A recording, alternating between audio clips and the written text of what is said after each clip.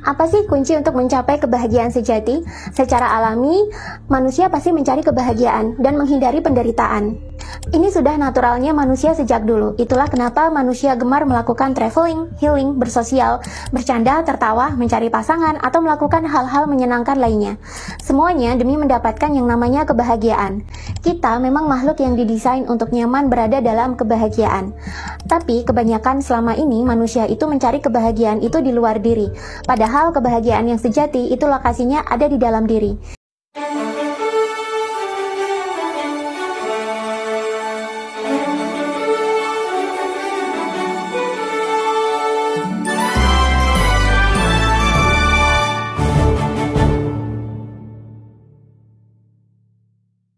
Ini adalah rahasia filsafat dan spiritual yang dulunya hanya bisa diakses oleh elit-elit tertentu.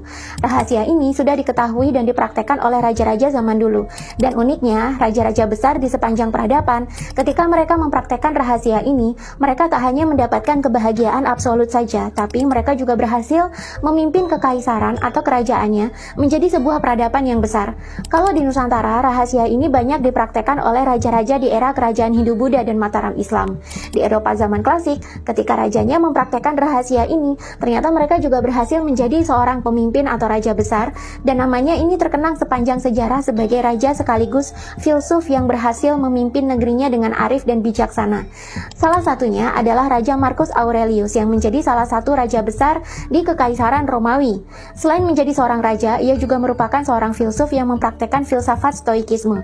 Filsafat inilah yang menjadi referensi paling relevan untuk pembebasan diri dari segala keterikatan duniawi dan sampah-sampah pikiran.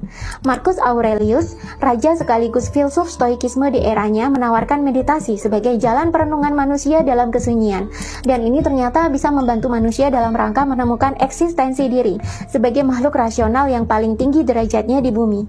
Eksistensi diri ini adalah kebutuhan dasar manusia. Ini alami dan tak akan bisa dipisahkan dari kehidupan manusia normal. Lalu bagaimana caranya agar manusia bisa menemukan eksistensi mereka dan mencapai kebahagiaan absolut ini? Ternyata meditasi bisa membantu manusia untuk menemukan kebahagiaan sejati mereka. Kebahagiaan sejati manusia adalah ketika manusia bisa menemukan eksistensi mereka sendiri dan mereka bahagia dari dalam, bukan mencari kebahagiaan dari luar. Menggantungkan kebahagiaan di luar ini hanya akan membuat manusia menderita dan kecewa. Lalu, apakah kebahagiaan sejati itu? Kebahagiaan sejati ini adalah esensi dari diri kita sendiri sebagai manusia. Ini adalah kemurnian kita sebagai makhluk rasional alias jati diri kita sendiri yang ternyata juga merupakan bagian dari Sang Ilahi. Inilah yang sebenarnya menjadi dasar filosofi dan spiritual dari hampir semua agama-agama besar di dunia, baik yang monoteisme maupun politeisme.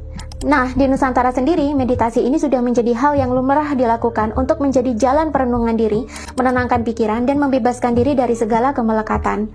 Ketika manusia terbiasa merutinkan meditasi dan mencapai pembebasan, di saat itulah manusia bisa menemukan esensi atau jati dirinya yang merupakan percikan Sang Ilahi atau Tuhan dalam dirinya sendiri, yang menjadi sumber kebahagiaan sejati manusia.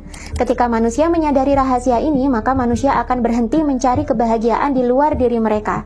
Di Nusantara, filsafat stoikisme ini sangat mirip dengan filsafat Jawa kuno, yang kini berkembang menjadi aliran kejawen atau masuk ke dalam agama Hindu menjadi agama Tirta di Bali. Di zaman kerajaan Singosari, filosofi Jawa kuno yang juga stoik ini masuk ke dalam agama resmi kerajaan kala itu dan menjadi agama baru bernama Siwa Buddha. Itulah kenapa di zaman kejayaan kerajaan Hindu-Buddha dulu, leluhur Nusantara terkenal sebagai orang-orang yang bijaksana.